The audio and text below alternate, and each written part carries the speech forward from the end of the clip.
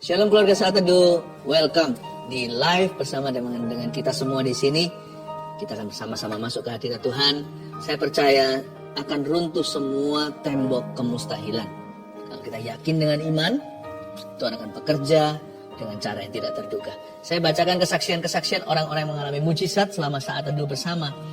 Ini dari Imelda Agustina. Shalom Pastor Philip dan tim, saya dari Samarinda.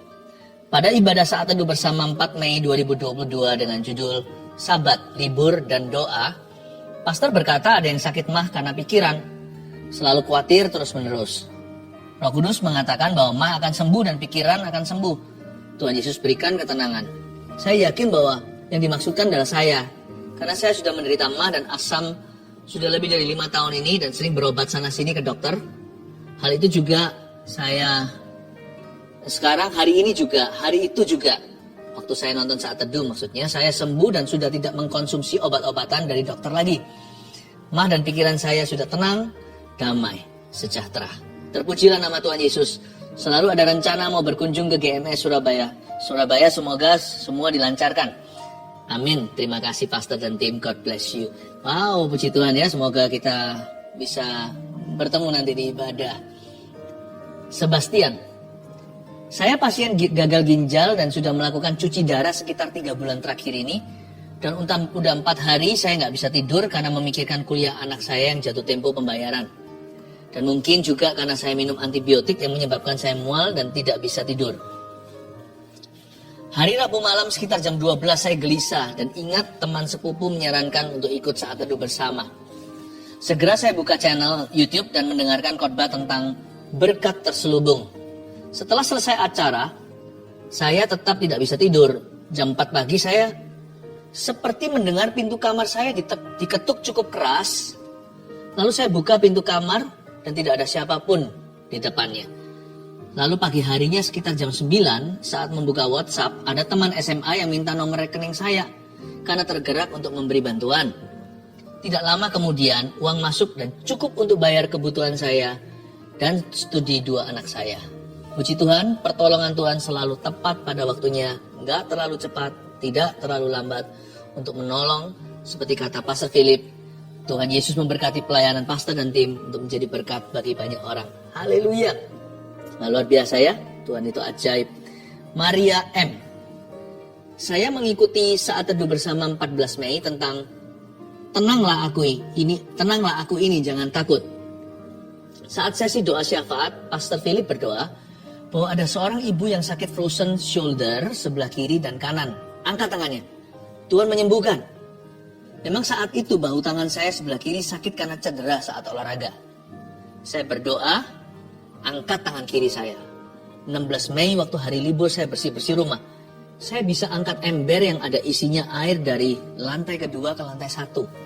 Ketika di bawah, saya baru sadar bahwa tangan kiri saya bisa mengangkat beban sekarang. Padahal sebelumnya, buka pintu atau angkat tangan saja harus pakai 2 tangan. Puji Tuhan, Tuhan Yesus sembuhkan tangan kiri saya. Sekarang saya sudah bisa berolahraga lagi dan sakitnya sudah sembuh. Tuhan Yesus memberkati Pastor Philip dan seluruh pelayan-pelayan Tuhan yang turut ambil bagian. Biar melalui pelayanan pastor, banyak jiwa-jiwa yang semakin mengenal Tuhan dengan benar. God bless you. Oh yes, God bless you too. Thank you. Puji Tuhan ya, semua kesaksian terus masukkan dan hari ini ada kesaksian-kesaksian baru. Kenapa begitu? Karena hari ini adalah hari mujizatmu. Saya percaya akan runtuh semua tembok kemustahilan saat masuk ke hadirat Tuhan. Are you ready? Let's enter the presence of God with me.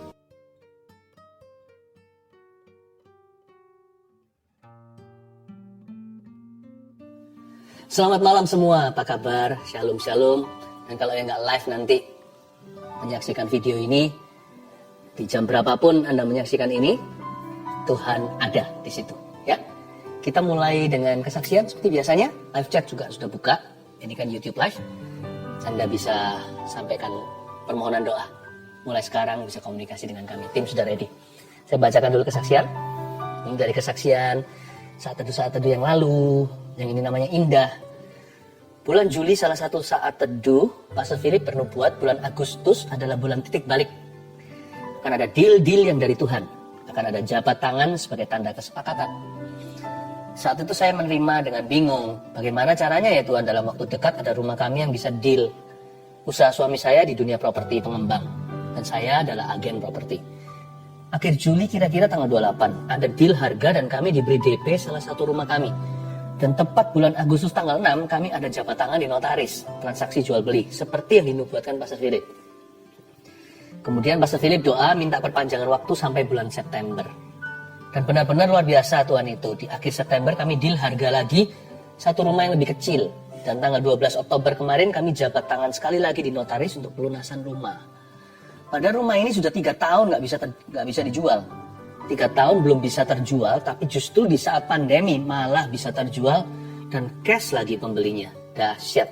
Sungguh bersyukur buat apa yang Tuhan berikan kepada kami. Puji Tuhan. Saya senang sekali mendengarkan orang yang bersyukur ya. Tuhan itu baik. Yang ini kesaksian dari tim live chat, tim doanya. Jadi yang melayani nggak dilupakan ternyata. Give, it will come back to you. Ini agak panjang, kesaksian luar biasa. Kira-kira hampir 1 bulan saya sering gatal-gatal di seluruh badan, rasanya nggak enak. Seperti panas, perih, sampai mau garuk-garuk saja. Puncaknya hari Senin, 12 Oktober tiba-tiba dilekukan tangan seperti pecah-pecah kering. Lalu mulai mengelupas perih, warna merah dan keluar darah dikit-dikit. Lalu di pergelangan tangan kiri dan semua lengan saya seperti ada kulit mengkerut dan berubah warna jadi coklat seperti kulit kering. Lalu tanggal 14 Oktober saya tugas live chat. Jadi nggak dengerin Ko Philip saat teduh. Tapi saat itu suami saya mengikuti saat teduh bersama Ko Philip. Malam harinya saya sudah tidur. Sama suami saya saat teduhnya diputar ulang lagi. Saat di akhir Ko Philip bilang, ada seseorang perempuan yang Anda punya alergi tertentu. Itu ditimbulkan oleh lemak dalam tubuh Anda. Karena badan Anda gemuk, lifestyle Anda tidak sehat. Lemak itu membuat badan Anda gatal sampai dilekukan-lekukan tangan merah-merah seperti darah keluar. Dan Ko Philip bilang kalau Anda dijamah Roh Kudus saat ini dan Anda disembuhkan, dalam sebulan berat badan Anda akan turun sampai 5 kilo. Lalu malam itu Sandy Imani namanya nih, dan doakan bahwa itu saya dan saya pasti disembuhkan. Waktu pagi hari bangun tidur sama Sandy, saya diputarin saat teduhnya Ko Philip, dan waktu Ko Philip bernubuat buat orang yang sakit gatal-gatal, kita langsung toleh-tolehan. Sandy cuma bilang, kamu gak doa sama Tuhan masalah gatalmu itu, tapi Tuhan tahu detail loh, detil sekali segala yang kamu perlukan. Saya memang gak doa sama Tuhan masalah gatal yang saya alami, karena saya kira kulitnya kering saja karena jarang sekali punya waktu perawatan tubuh seperti dulu. #efek sibuk kerja. Terus juga jarang makan sayur. Saya baru sadar ternyata hal sekecil itu pun bahkan tidak saya pikirkan bisa jadi masalah kalau Tuhan tidak campur tangan. Tapi puji Tuhan, Yesus tahu apa yang saya butuhkan. Puji Tuhan, sekarang sudah nggak gatal lagi. Tangan yang bagian lekukan-lekukan sudah kering, tidak merah-merah sampai seperti darah keluar. Lalu di lengan juga merah-merahnya sudah kering. Di pergelangan tangan juga perlahan kulit mengkerutnya memudar, yang pasti sudah nggak perih lagi. Lalu yang lebih wow, berat badan saya setiap hari sedikit-sedikit turun. Belum drastis, tapi sekarang sudah 70 sampai 71 kiloan dari yang sebelumnya 76,4 kilo. Melalui kejadian ini saya belajar bahwa ketika kita belajar hidup sungguh dengan Tuhan, kita nggak usah khawatir tentang apapun, karena Tuhan sendiri yang turun tangan, yang cover kita hingga detil-detil hidup kita. Apa yang kita pikirkan, apa yang kita butuhkan, apa yang kita perlukan, bahkan sampai apa yang tidak kita pikirkan, yang tidak dilihat mata, tapi kita perlukan, Dia yang menyediakannya bagi kita. Vina dan Joel. Haleluya. Haleluya, saya terharu. Tuhan itu kerjanya dahsyat, nyata sekali. Hari ini giliranmu. Ayo bawa hati untuk menghadap Tuhan Yesus. Dan Insta Live juga sudah bergabung. Mari kita semua satukan hati, satukan iman, bahwa pengharapan kita yang pupus kepada Tuhan. Mari kita menyembah.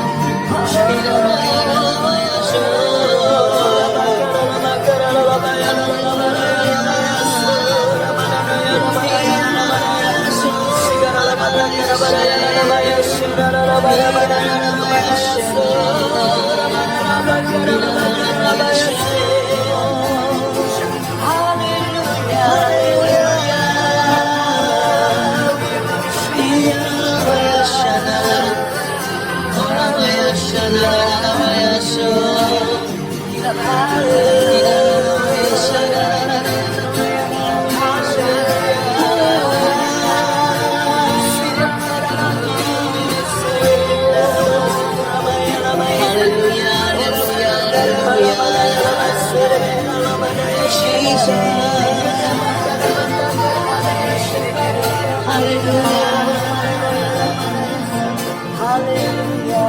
Haleluya.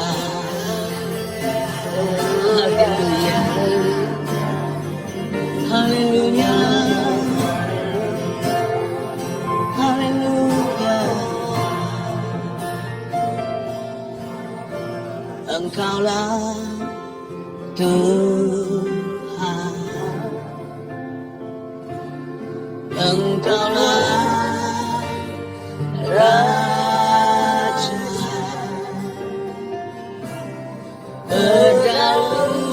Berdaulat atas hidupku, ku berserah. Berdaulat atas hidupku, berdaulat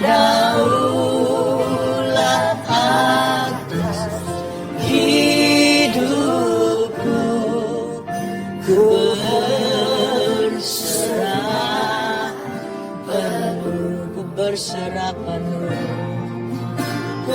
ku berserah penuh, ku berserah penuh, ku berserah penuh. Kedaulatanmu atas hidup kami menjadikan Kau Raja di atas segala-galanya dalam hidup ini. Tuhan, terima kasih. Kami mau tunduk, kami mau patuh, kami mau taat padamu. Beri kami kekuatan untuk itu. Beri kami kerendahan hati agar kami bisa sujud dan tahu bahwa Engkau saja yang layak, bahwa kami hanyalah hamba-Mu saja. Terima kasih Tuhan, sampaikan pesan-Mu, sembunyikan hamba-Mu di balik salib-Mu Tuhan. Dan hari ini ya Tuhan, Kau akan memberikan terobosan baru bagi keluarga tercinta, yaitu jemaat Saat Teduh. Dalam nama Yesus, haleluya, amin. Puji Tuhan. Mari kita bicara tentang ketaatan. Hari ini saya beri judul ketaatan yang runtuhkan tembok. Dan kalau Anda belum subscribe di channel ini, supaya nggak sekali-kali aja mendengarkannya, saya dorong Anda untuk menjadi bagian yang komitmen bersama dengan keluarga Saat Teduh. Dan saya percaya hidup Anda akan dibangun terus. Hari ini kita buka firman di Yosua pasal 6 ayat 1-6. Judulnya ketaatan yang runtuhkan tembok. Nothing can substitute for our obedience. Tidak ada yang bisa menggantikan ketaatan. Dulu waktu kita sekolah, kalau guru utama tidak masuk maka ada guru pengganti. Tapi ketaatan tiada yang bisa menggantinya. Ada satu ruang dalam hidupmu yang bisa mendatangkan perkara-perkara ilahi. Ruang itu atau ruang hampa itu, jikalau Anda dan saya belum hidup dalam ketaatan tertentu, ruang itu namanya obedience atau ketaatan. Dan kalau kita taat sama Tuhan itu jangan hanya taat untuk perkara-perkara yang kita anggap biasa, rutinitas, tugas. Tapi ketika Tuhan minta sesuatu yang sepertinya tidak lumrah menurut kita, asal itu alkitabiah, tidak melanggar firman, kalau itu dorongan iman, ayo patuhi. Pasti ada sesuatu itu. Ketaatan itu ajaib jikalau kita melakukannya sesuai dengan perintah Tuhan. Karena Tuhan punya firman itu berkuasa. Ya, taat itu bukan hanya dalam perkara biasa, tapi perkara-perkara yang luar biasa juga kita harus taat kepadanya. Jangan hanya di zona nyaman. Ketika kita keluar daripada zona aman kita tetap harus taat sama Tuhan. Nah, kalau kita punya attitude, sikap hati seperti itu, tembok mana sih yang gak bisa runtuh? Kalau Tuhan beserta kita, siapa yang bisa melawan kita? Jatuhnya Yeriko adalah sebuah kesaksian dan sebuah cerita iman. Mari kita baca Yosua 6 ayat 1. Dalam pada itu Yeriko telah menutup pintu gerbangnya. Telah tertutup kota itu karena orang Israel, tidak ada orang keluar atau masuk. Berfirmanlah Tuhan kepada Yosua, ketahuilah, aku serahkan ke tanganmu Yeriko ini beserta rajanya dan pahlawan-pahlawannya yang gagah perkasa. Haruslah kamu mengelilingi kota itu, yakni semua prajurit harus mengedari kota itu sekali saja. Demikianlah harus engkau perbuat 6 hari lamanya. Dan 7 orang imam harus membawa 7 sangkakala tanduk domba di depan tabut. Tetapi pada hari yang ke-7, 7 kali kamu harus mengelilingi kota itu, sedang para imam meniup sangkakala. Apabila sangkakala tanduk domba itu panjang bunyinya, dan kamu mendengar bunyi sangkakala itu, maka haruslah seluruh bangsa bersorak dengan sorak yang nyaring, maka tembok kota itu akan runtuh, lalu bangsa itu harus memanjatnya, masing-masing langsung ke depan. Ayat 6. Kemudian Yosua bin Nun memanggil para imam dan berkata kepada mereka, angkatlah tabut perjanjian itu, dan 7 orang imam harus membawa 7 sangkakala tanduk domba di depan tabut Tuhan. Ketaatan itu akan runtuhkan tembok kemustahilan. Tapi mari kita pelajari, mengapa ketaatan? Dalam pada itu Yeriko telah menutup pintu gerbangnya. Yeriko ini memang gerbangnya tertutup. Kota yang terkenal dengan Great Wall-nya zaman itu. Kota dengan tembok raksasa. Tapi ada kalimat kedua. Kalimat kedua ini adalah kalimat kerja yang sengaja. Telah tertutup kota itu karena orang Israel. Kita harus mengetahui dan menyadari bahwa ada pintu-pintu tertentu yang memang tertutup. Butuh peperangan rohani. Tapi juga ada pintu-pintu tertentu tersebut yang tertutup gara-gara Anda dan saya. Memang ada berkat yang ditahan oleh setan secara sengaja. Sekalipun sudah dibeli di kayu salib dengan harga yang mahal, dengan darah yang suci, Yesus berkata sudah selesai. Tapi masih ada peperangan rohani. Ada terobosan-terobosan. Ada berkat dan mujizat yang masih hari ini ditahan terhadap kita. Bukan Tuhan yang menahannya. Tuhan mengutus kita untuk mendapatkannya. Seperti Tuhan mengutus bangsa Israel untuk masuk tanah Kanaan. Bukankah perintah Tuhan yang menyuruh mereka ke Yeriko? Tuhan nanti akan beritahu caranya gimana, kuncinya di mana untuk bisa meruntuhkan tembok raksasa mereka. Tetapi kita harus tahu dulu niat musuh. Hari ini kalau kita belum mengalami terobosan yang seperti yang dijanjikan firman, itu bukan karena firman Tuhan itu nggak betul. Itu bukan karena janji Tuhan nggak benar. Dan juga bukan karena Tuhan ingkar janjinya atau Tuhan tidak berkuasa. Tapi Tuhan melatih tanganmu dan tanganku untuk berperang untuk mendapatkannya. Tuhan itu selalu partneran sama kita. Dia bermitra. Even though sekalipun Tuhan bisa memberikan kepada kita semuanya tanpa sama sekali campur tangan kita atau usaha manusia. Tapi Tuhan gak mau lakukan itu. Karena kita bukan Pinocchio-nya. Tuhan mau kita jadi co-pilotnya. Makanya itu ada berkat tertentu yang masih tertahankan. Menunggu ketaatan kita. Itu dia.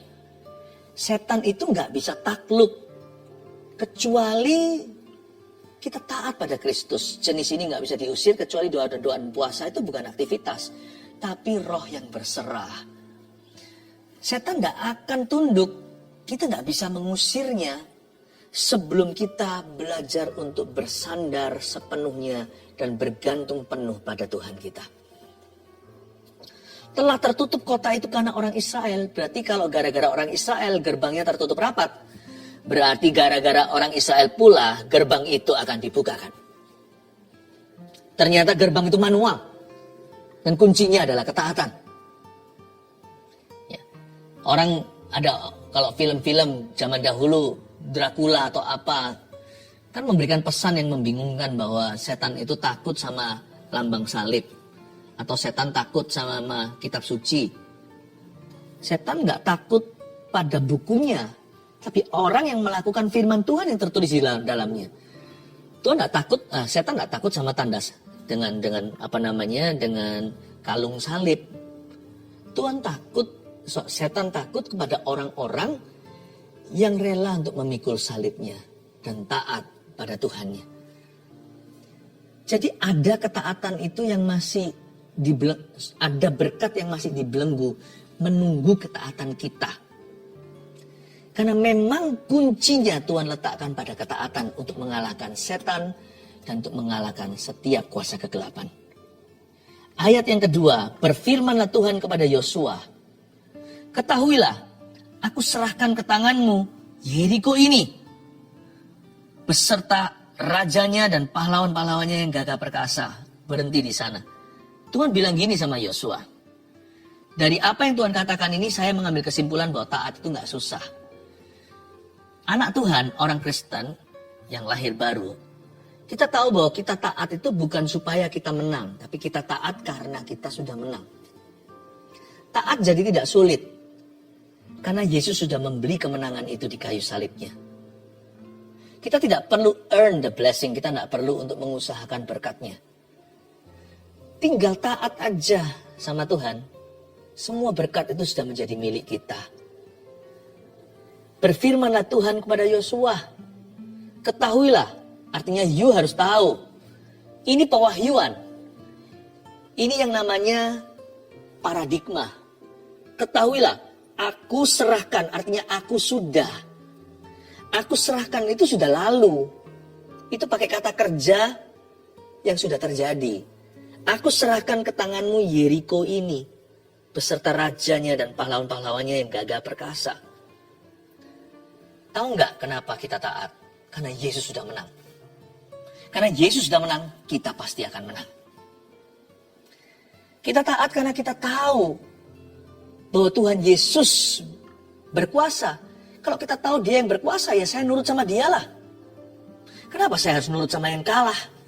Roh jahat, roh dunia, kuasa kegelapan dan kedagingan, hawa nafsu dan dosa. Semua itu adalah produk-produk faulty. Produk-produk salah, produk-produk kalah. Kalau saya mau melihat perkara-perkara Tuhan dalam hidup saya, kalau saya mau melihat hari-hari yang baik sesuai dengan rencana Allah, saya harus nurut kepada sang pemenang, singa dari Yehuda, yang telah mengalahkan semua musuhnya. Waktu Tuhan bilang sama Yosua, ketahuilah, aku serahkan ke tanganmu Yeriko ini lucu sekali. Ini ada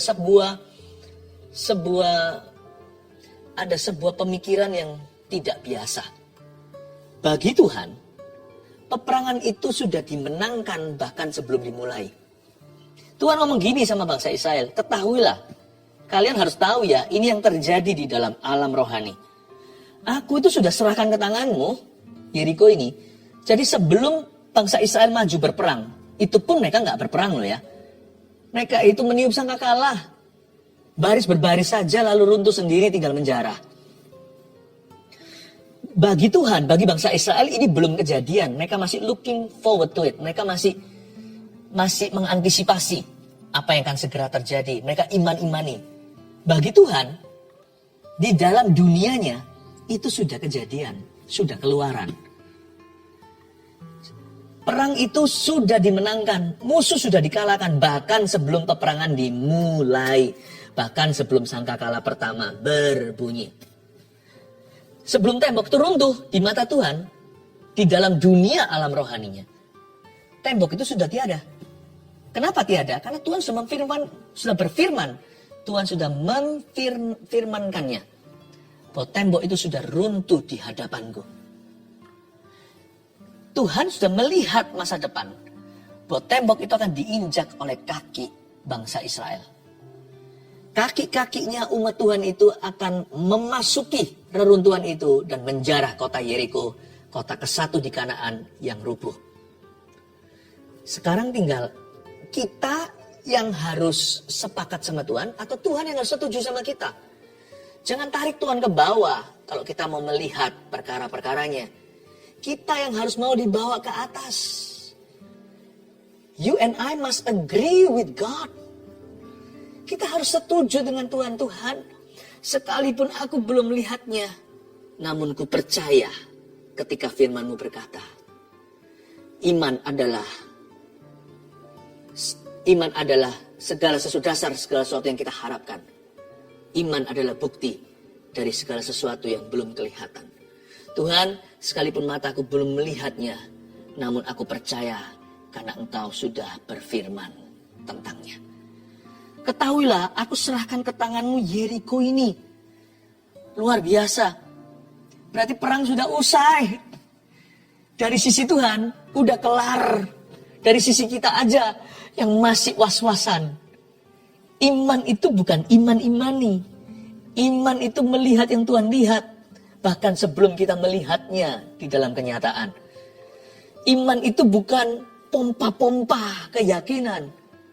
Iman itu sekedar agree atau setuju dengan Tuhan.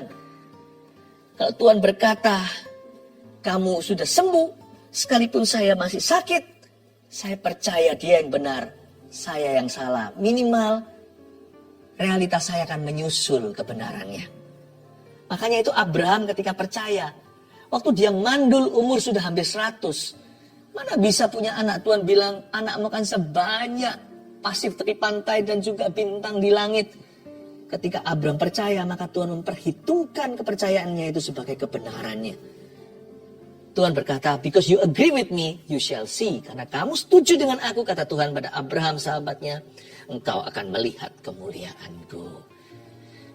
Ketahuilah, aku serahkan ke tanganmu Yeriko ini beserta rajanya dan pahlawan-pahlawannya yang gagah perkasa.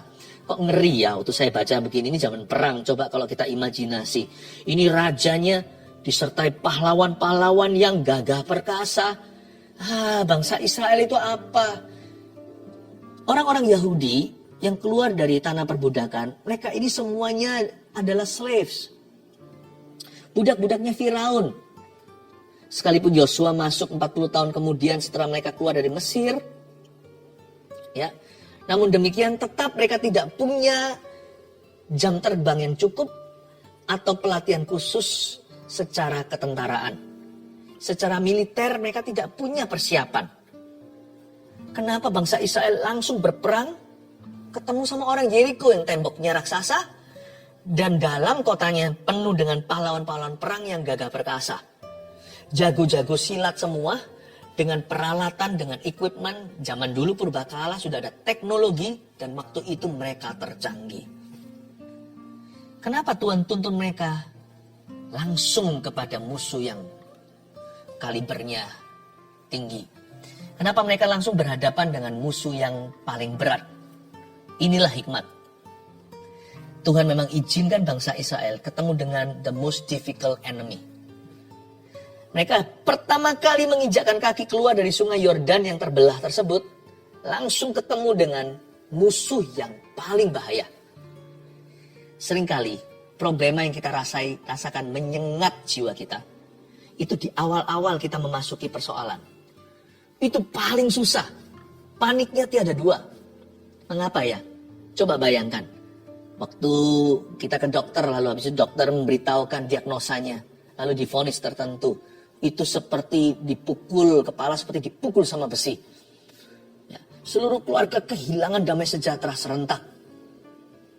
Ketika mengalami masalah dalam bisnis, lalu kebangkrutan atau kerugian yang tidak pernah terjadi di dalam sejarah karir Anda. Itu bulan-bulan pertama beratnya minta ampun. Segala sesuatu di depan itu terasa. Bukan karena persoalannya itu lebih gede di depan. Persoalan adalah persoalan, depan belakang sama. Tapi memang diizinkan waktu kita itu digocok, diuji, waktu kita dicobai. Setan-setan paling kuat itu yang muncul dulu di ronde 1.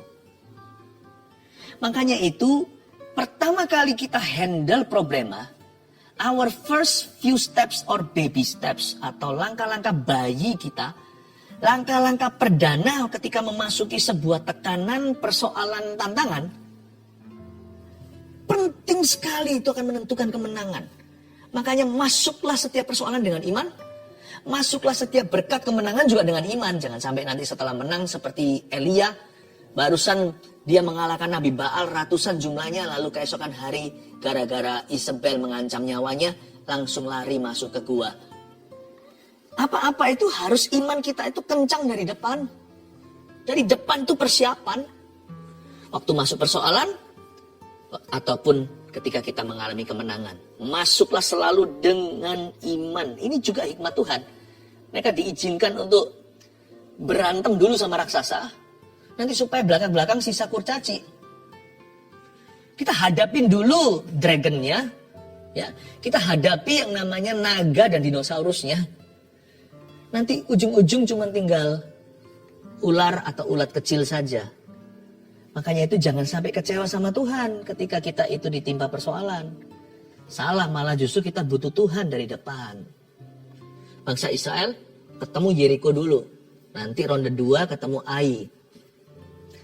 Tapi di sini dia mengalami kemenangan luar biasa karena Tuhan mau mengajarkan sesuatu bahwa ketaatan itulah yang memenangkan peperangan. Bukan gagah perkasa, koneksi mereka, kepandaian, fasilida, jual tampang.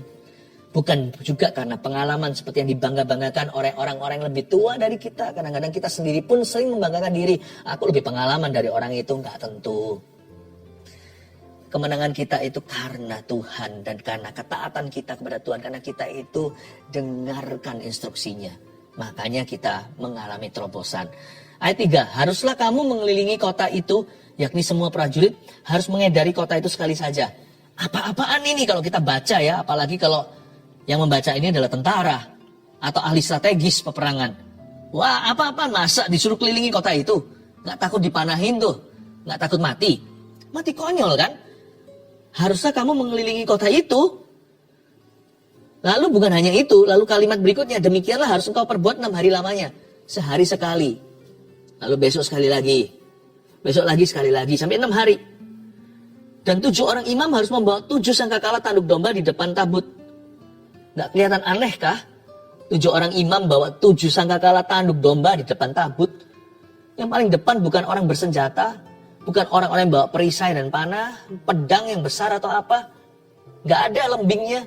Tetapi pada hari yang ke-7, 7 kali kamu harus mengelilingi kota itu. Sedang para imam meniup sangkakala. 1 hari sekali, 6 hari. Hari ke-7, 7 kali. 6 tambah 7, 13 kali suruh muter-muter gitu. Bukankah musuh-musuh mencemoohkan dari atas tembok yang tinggi-tinggi itu? Mereka tertawa dan berkata, ih orang Israel. Ternyata orang Israel nggak waras. Lihat mereka itu. Putar-putar seperti orang yang sakit jiwa. Apa kalian kira kita ini? Apakah kita ini kalian kira ini konser? Mungkin mereka bisa mengata-ngatai mereka. Bangsa Israel dilatih mentalnya. Taat sama Tuhan even though when you may look ridiculous in doing so. Taat sama Tuhan itu sekalipun disebut fanatik lah, disebut gila lah, disebut sakit jiwa lah, disebut macam-macam lah. Disebut aneh lah. Mental mereka digembleng sama Tuhan. Ketika bangsa Israel pertama mendengar begini, apalagi Yosua, coba bayangkan. Yosua ini panglima tentara mereka. Ya, Yosua ini adalah jenderalnya bangsa Israel. Dan waktu Yosua diberikan metode gini kan, yang dengar suara Tuhan kan Yosua. Coba taruh dirimu di posisi Yosua. Anda harus jelaskan sama prajurit yang baru aja keluar dari perbudakan, pelatihan pas-pasan, belum pernah masuk perang ke-1. Langsung metodenya lucu.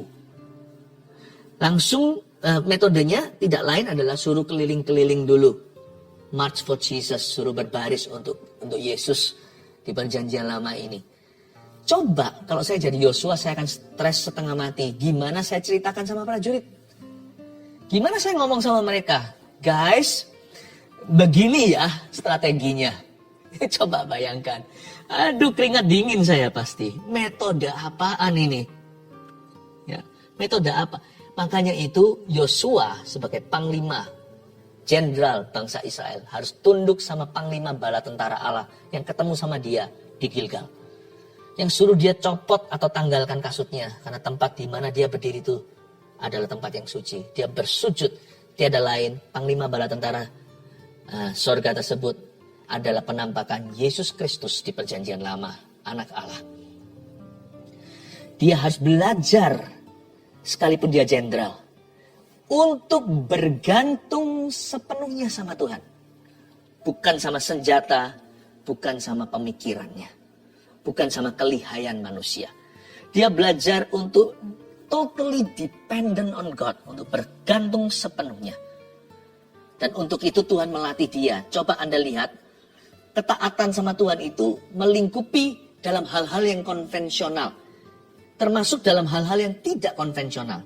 Kita selalu taat sama Tuhan itu nggak boleh tawar-tawar, tawar-menawar, tidak boleh tebang pilih. Kalau kita mau taat sama Tuhan itu totalitas. Taat dalam perkara-perkara yang biasa atau yang terduga. Dan harus taat juga di dalam perkara-perkara yang luar biasa bagi kita. Yaitu hal-hal yang kita tidak duga. Kita harus taat sampai ke sana. Kalau Anda baca sekali lagi di ayat 3 dan 4 tadi. Mereka kan disuruh keliling, muter-muter. Nah itu tidak konvensional atau luar biasa. Itu bukan sekedar berbaris loh. Itu dalam bahaya dipanah. Jadi mereka harus keluar dari zona aman mereka. Sungguhan itu bicara soal keamanan sampai nyawa. Mereka harus belajar percaya sama Tuhan dan taat itu sejauh itu. Tapi ketika mereka putar-putar keliling tersebut, disuruh para imam meniup sangkakala. Kalau yang ini konvensional, ini biasa. Karena dari zaman sono-sononya waktu mereka di padang gurun sudah ada yang namanya tiupan sangkakala. Ketika mereka mau bubarkan perkemahan untuk mereka kembali berjalan karena sudah mulai berjalan tiang api tiang awan, mereka tiup sangkakala. Jadi dalam perkara-perkara yang rutinitas, yang menjenuhkan, yang membosankan, perkara-perkara kecil dan sederhana, belajarlah taat. Jangan hanya maunya taat yang luar biasa, yang sensasional. Tapi ketaatan yang regularly, yang ordinary, ketaatan yang sehari-hari itu juga lakukan. Jangan pilih-pilih. Meniup sangkakala itu sesuatu yang biasa mereka lakukan, sesuatu yang reguler atau sesuatu yang teratur harus mereka lakukan selama mereka di padang gurun. Tapi ketika mereka disuruh lakukan sesuatu untuk pertama kalinya, karena di padang gurun mereka tidak pernah disuruh kelilingi tembok kota mana, 7 hari, nggak pernah. Ini pertama kali. Dan ini sangat bahaya sekali. Sedangkan meniupkan sangkakala, sudah dari zaman-zaman berabad-abad imam-imam itu terlatih. Jangan juga kita maunya hanyalah taat yang kecil-kecil, taat yang biasa-biasa, sesuatu yang kurang beresiko. Ya. Oh kalau yang gitu-gitu no problem Tuhan. Saya selalu taat, nggak pernah bolong-bolong. Nggak pernah. Tetapi waktu Tuhan minta sesuatu yang besar, sesuatu yang kurang nyaman, Anda langsung melawan. Ketika Tuhan minta sesuatu yang sifatnya di luar zona aman, kita langsung berkata, tunggu dulu ya Tuhan. Kita misalnya kalau doa, kita sudah punya ketaatan yang tetap, jam sekian, pada setiap hari kita saat teduh pribadi. Tapi kadang-kadang ya, saya pun mengalaminya sebagai hamba Tuhan. Saya dibangunkan di jam tertentu dan itu waktu saya tidur pulas. Seluruh bumi bagian sebelah sini di Asia semua tertidur pula.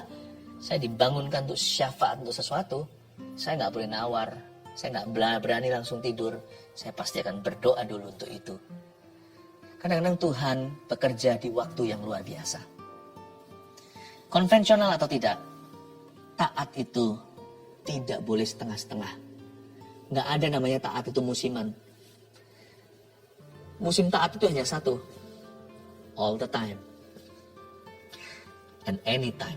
Ayat 5. Apabila sangkakala tanduk domba itu panjang bunyinya dan kamu mendengar bunyi sangkakala itu, maka haruslah seluruh bangsa bersorak dengan sorak yang nyaring. Maka tembok kota itu akan runtuh. Lalu bangsa itu harus memanjatnya masing-masing langsung ke depan. Tuhan nggak mau mengerjakan semua mujizatnya sendirian. Tuhan kasih satu saham kosong untuk bangsa Israel. Agar mereka berperan. Tuhan bilang, nanti tembok itu akan runtuh sendirinya. Kamu cuma tiup sangkakala, apa susahnya? Lalu setelah itu kamu harus memanjatnya. Nah ini butuh usaha. Memanjat batu-batu gede-gede itu nggak mudah. Masing-masing langsung ke depan.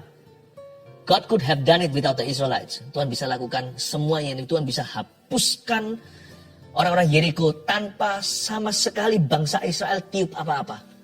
Tapi Tuhan nggak mau. Karena Tuhan itu selalu berpartneran dengan kita. Tuhan tuh selalu ingin bermitra. Ayah mana? Kalau cinta sama anaknya, misalnya seorang papa punya anak laki-laki, kadang-kadang kalau mengerjakan sesuatu di bengkelnya atau di garasinya, dia bisa sendirian, tapi dia panggil putranya supaya ada memori bersama. Padahal kalau dikerjain sendiri lebih cepat, karena kalau dia bekerja sama, dia harus ajari. Tapi Tuhan gak mau kerjakan sendiri, karena dia adalah Bapa kita. Dia bukan hanya jenderal, maunya cuma menang perang. Sudah menang kok. Dari sisi Tuhan itu nggak usah dibuat apa-apa. Tuhan kalau udah berfirman udah menang. Tapi Tuhan mau kita terlibat di dalamnya. Tuhan mau kita mewarisi apa yang dia miliki. Makanya dia berkata, kamu harus memanjatnya setelah tembok itu runtuh. Aku yang runtuhkan, bukan kamu. Tapi masing-masing harus langsung ke depan. Kemudian Yosua bin Nun memanggil para imam dan berkata kepada mereka, angkatlah tabut perjanjian itu. Dan 7 orang imam harus membawa 7 sangkakala tanduk domba di depan tabut Tuhan. Tuhan bilang, angkatlah tabut perjanjian. Lihat ya, Tuhan mau mereka fokus kepada hadirat Allah. Tabut perjanjian adalah tempat hadirat Tuhan di perjanjian lama. Tuhan mau bangsa Israel itu konsentrasikan pikiran dan hati mereka kepada Tuhan. Bukan kepada tantangan di depan. Tuhan tidak mau kita fokus pada berkat atau pada persoalan. Tuhan mau kita selalu fokus pada tabut perjanjian. Yaitu selalu fokus pada hadirat Tuhan. Yang penting Tuhan sertai. Mau dibawa naik ke gunung boleh. Ke lembah juga gak apa-apa. Mau kemanapun asal Yesus beserta Immanuel. Aku tidak takut. Dan tidak kekurangan apa-apa. Ada 3 poin tentang ketaatan yang Anda dan saya perlu catat. 1. Ada pintu tertutup yang hanya bisa dibuka oleh ketaatan. Itu yang kita pelajari tadi nomor 1. Ya. Ada pintu tertentu misalnya pintu pengampunan dan damai sejahtera. Hati kita nggak akan pernah damai sampai kita taat mengampuni yang bersalah pada kita. Ini nggak bisa di-unlock kuncinya, nggak bisa dibuka kecuali kita akhirnya bertekuk lutut dan mau mengampuni yang bersalah pada kita. Baik 7 kali, 70 kali pun tetap taat pada perintah Tuhan. Karena itu nanti benefitnya kita. Orangnya nggak tentu berubah, hati kita damai sejahtera. Selama kita nggak mau ngampuni, mau didoakan sama 1001 hamba Tuhan, mau puasa dimanapun juga, nggak akan damai itu di-cashkan di hatimu. Karena damai itu baru akan mengalir freely ketika kita mengampuni. Contohnya doa yang salah saat persembahan. Tuhan berkatilah tangan yang memberi maupun yang tidak memberi. Nggak bisa. Sebab ada berkat Tuhan diberikan kepada semua orang termasuk orang berdosa. Kita nggak usah memberi burung di udara dia pelihara. Ya kan? Kita nggak usah membeli oksigen juga. Nyawa dan segala sesuatu Tuhan sediakan. Tapi ada berkat yang memang Tuhan berikan kepada orang-orang yang suka memberi.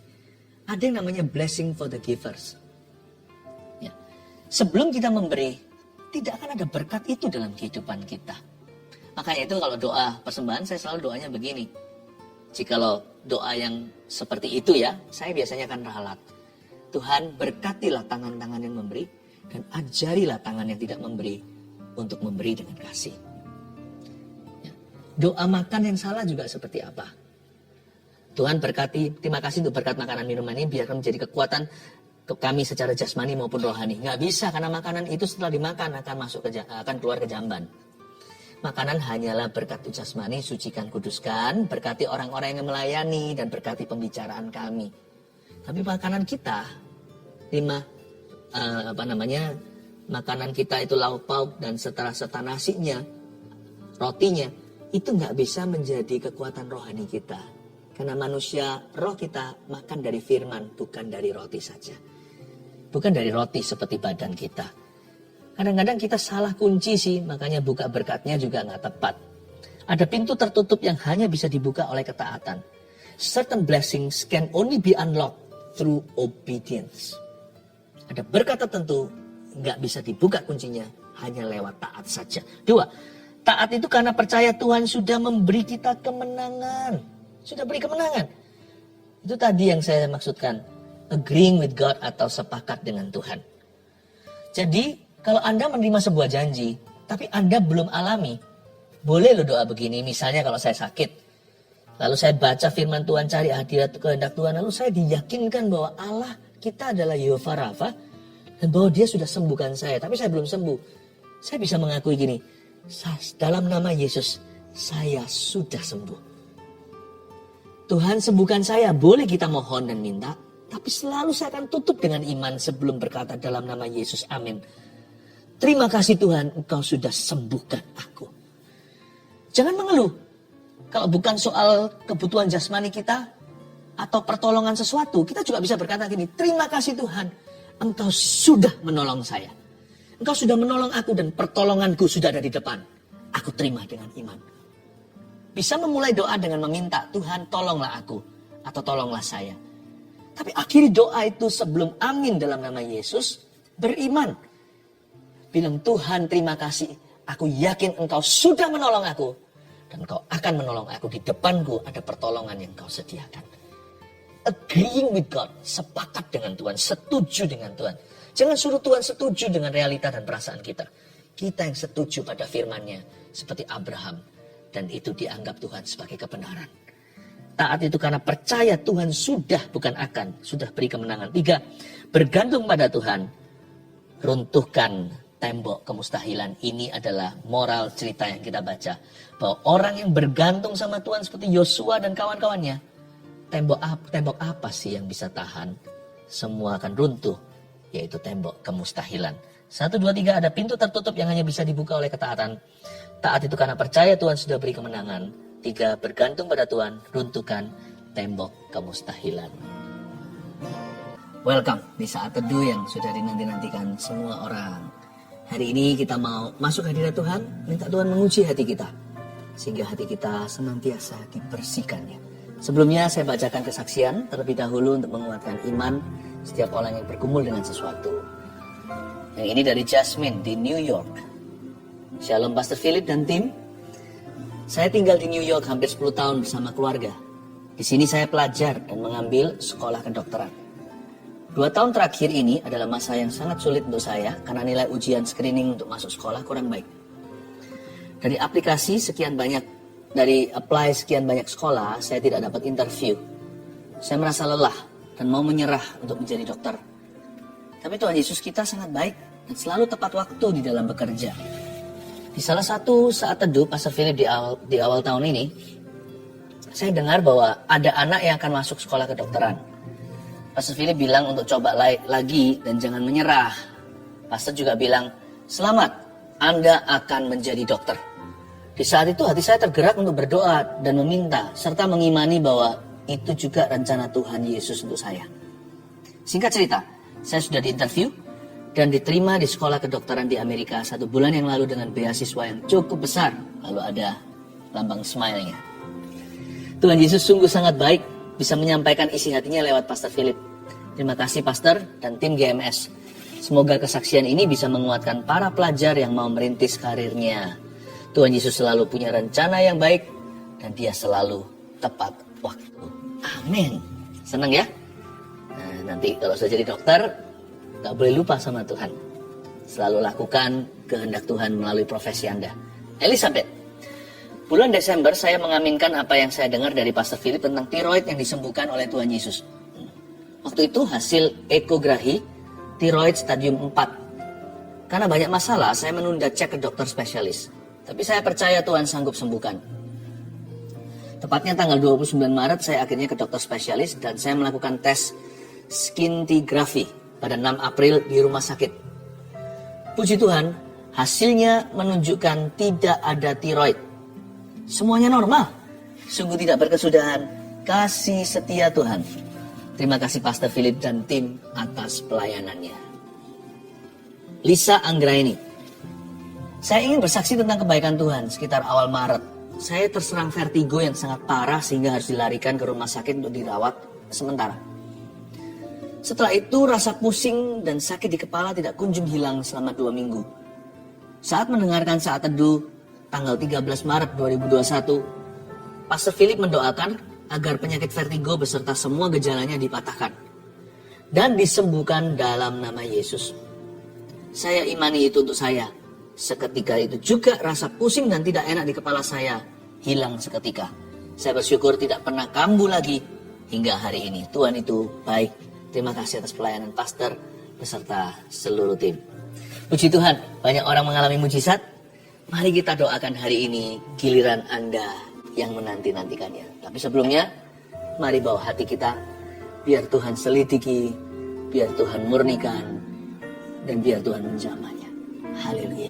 Pohon zaitun itu perlu waktu untuk bertumbuh. Nggak bisa langsung dipetik buahnya. Tapi kalau sudah bertumbuh, dia bisa lama. Pohon ini bisa sampai ratusan atau ribuan tahun. Pohon zaitun ini nggak main-main. Pohon zaitun ini Pohon zaitun ini adalah pohon yang bisa memberikan hasil yang sangat-sangat menguntungkan nantinya setelah tahunan. Bahkan kadang-kadang bisa 40 tahun baru dia menghasilkan buah-buah yang maksimal, minyak-minyak yang paling murni. Anak kan juga begitu kan? Waktu masih kecil dia merepotkan. Tapi kalau Anda tekun mendidik dia dalam takut akan Tuhan, dalam hikmat-hikmat dan doa, anak itu nanti bertumbuh besar, tunggu dia nanti. Ketika dia mulai dewasa 20, 30, 40, semakin matang, semakin murni. Dari dulunya merepotkan, nanti akan membuat hidup Anda ringan. Anak yang bijaksana meringankan hidup ayah ibunya. Anak-anakmu seperti tunas pohon zaitun di sekeliling mejamu. 1, 2, 3, keluarga yang bahagia itu seperti apa? Yang kepala keluarganya takut mendukakan roh Allah. 2, yang istrinya penuh kasih dan kaya dalam perbuatan baik. 3, yang anak-anaknya bertumbuh dalam kebenaran firman. Saya percaya Anda diberkati. Amin. Mari kita sama-sama kembali menghampiri tahta Allah. Haleluya. Saya merasakan dalam roh saya ada sebuah seruan. Saya tahu itu bukan Roh Kudus tapi roh saya. Tapi kalau saya dekat sama Tuhan, saya percaya apa yang diutarakan oleh roh saya pun Tuhan akan dengarkan. Ada kata-kata menjerit begini, keluarga saat teduh kali ini akan berhasil. Untuk keluarga saat teduh yang ingin ada program untuk punya anak, dibantu dengan medis, dan bahkan dokternya pun adalah seorang anak Tuhan. Don't worry. Seruan dalam roh saya dengarkan, kali ini akan berhasil. Saya berdoa dalam nama Yesus, Tuhan bisa memberikan lewat mujizat. Tapi kadang-kadang Tuhan memberikan sesuatu yang progresif. Ada waktunya Tuhan memberikan secara supranatural.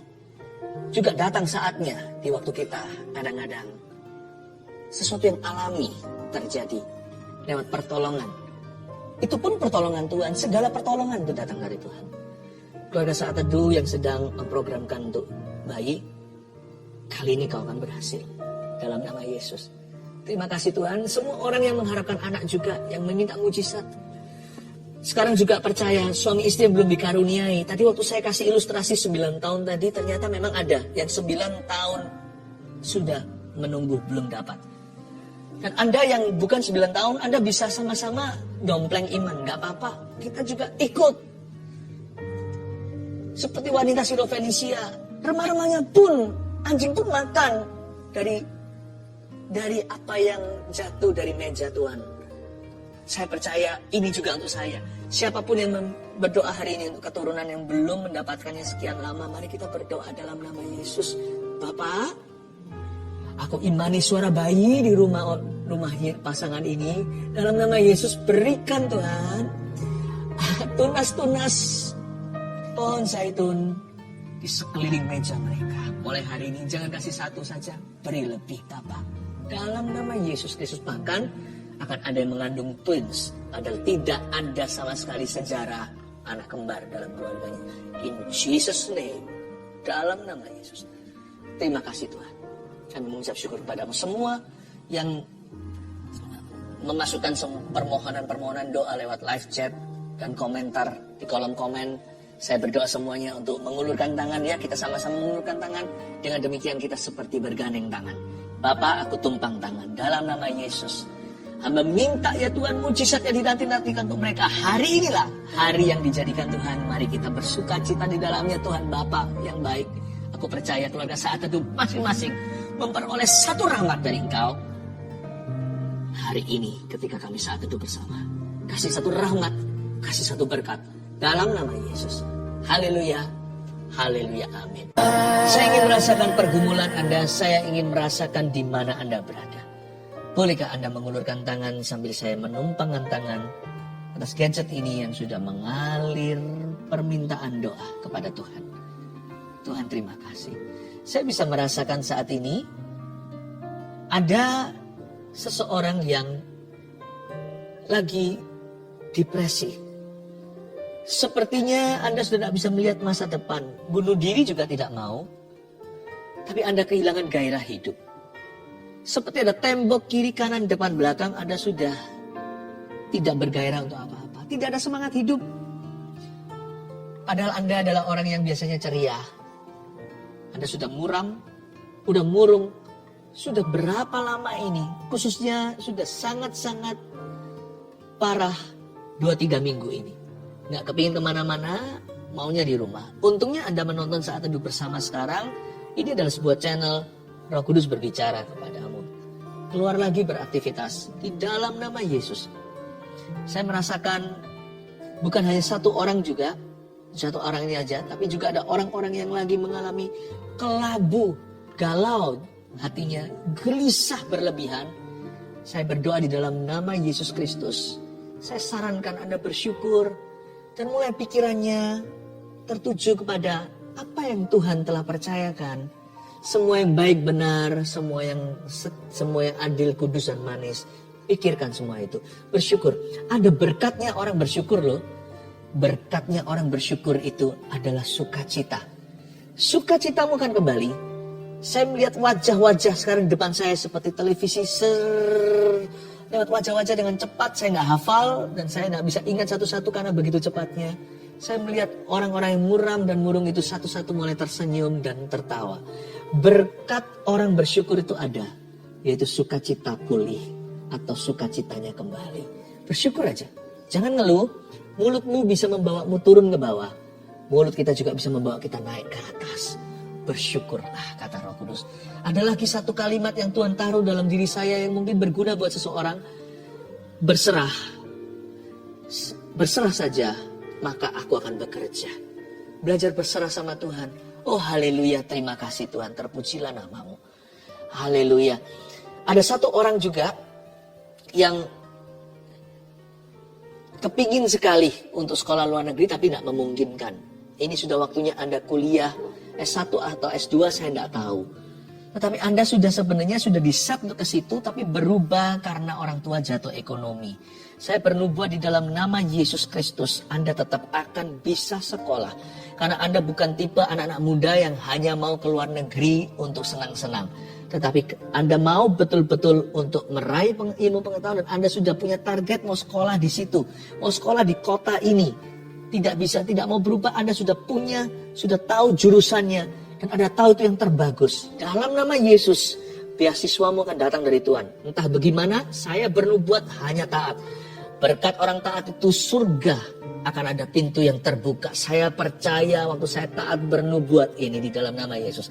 Seseorang akan terima benefitnya. You will go.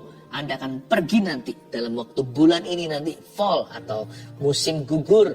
Di tempat di mana Anda akan pergi sekolah itu, di situ Anda akan mulai semester 1. Terima kasih Yesus, terpujilah namamu. Jadilah baik yang benar, sekolah dengan betul, lalu kembali untuk membangun visi Yesus Kristus. Terima kasih Tuhan, terpujilah namamu. Ada satu orang yang autoimun, tapi gara-gara itu pendarahan. Saya merasakan sekarang ada pendarahan yang berhenti. Di dalam nama Yesus, Anda pendarahan, Anda lemes, muka sudah pucat seperti mayat. Tetapi kenapa keluarga masih belum bawa ke rumah sakit? Entah kenapa, banyak pertimbangannya. Tapi sekarang juga Tuhan berkasih karunia. Tuhan berbelas kasihan. Seharusnya Anda berada di masa-masa yang sangat kritis dan bahaya. Untuk kekurangan cairan, kekurangan darah dan sebagainya. Tapi saya berdoa dalam nama Yesus, sekarang tubuhmu segar. Tuhan ampuni semua dosa yang ada di dalam hidupmu. Tuhan membuatmu sembuh. Pendarahan yang diakibatkan oleh karena autoimun itu, dua-dua aku perintahkan untuk pergi. Kesembuhan ganda terjadi. Autoimun sebagai akar permasalahan, be healed in Jesus name. Pendarahan itu berhenti di dalam nama Tuhan Yesus. Haleluya. Taat dan setia. Taat dan setia kepadamu Tuhan, taat dan setia. Taat dan setia kepadamu Tuhan. Mari kita mengangkat tangan kita. Terimalah berkat, terutama hati yang taat. Di dalam nama Bapa, Putra, Roh Kudus, atas keluarga Saat Teduh tercinta yang terlatih setiap Rabu Sabtu dalam hadirat Tuhan dan firman. Pergilah atau pulanglah membawa damai sejahtera dan sukacita yang dipulihkan. Sembuhlah hidupmu mulai hari ini. Taati Yesus, lihatlah kemuliaan yang akan terjadi di depan. Dalam nama Yesus yang percaya, sama-sama katakan amin.